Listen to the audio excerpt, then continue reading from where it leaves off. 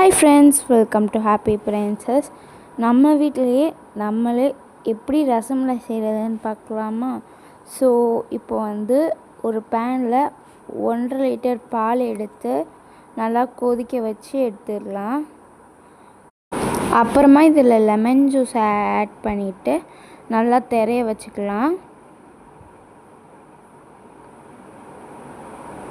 Lemon juice add பண்ணதுக்கப்புறம் கொஞ்ச நேரத்துலேயே இது தெரிஞ்சிரும்.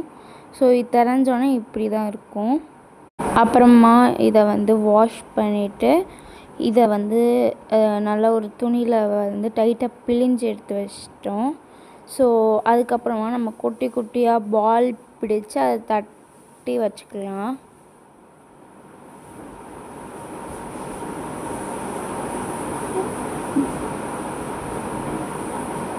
ஸோ இப்போ ஒரு பாத்திரத்தில் சர்க்கரை பாகு செஞ்சிகிட்ருக்கோம்.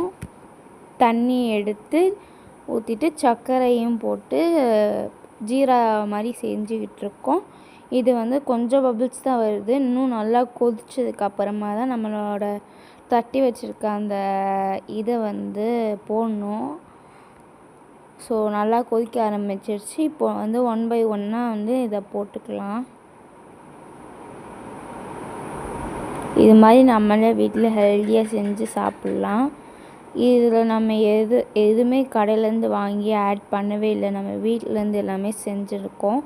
ஸோ நீங்களும் இந்த மாதிரியான ரெசிபீஸை வீட்டில் ட்ரை பண்ணி பாருங்கள், நல்லாயிருக்கும்.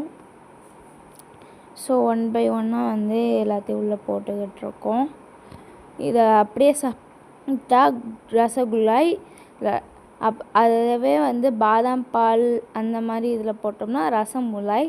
ஸோ ரசமுலாயான்னு சொல்லி கமெண்ட் பண்ணுங்கள், உங்களுக்கு எது பிடிக்கும்னு சொல்லிட்டு. ஃபைனலி நம்ம செஞ்ச ரசகுல்லா பால்ஸை அந்த ரப்பட்டி மில்க் கூட சேர்த்து ஃப்ரீசரில் ஒரு 5 to 6 hours வச்சாச்சு.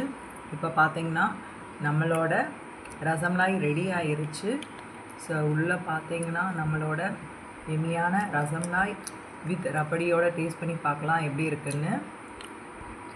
வாவ், செம்ம டேஸ்ட்டுங்க. கண்டிப்பாக உங்கள் வீட்டில் ட்ரை பண்ணுங்கள். பாய்.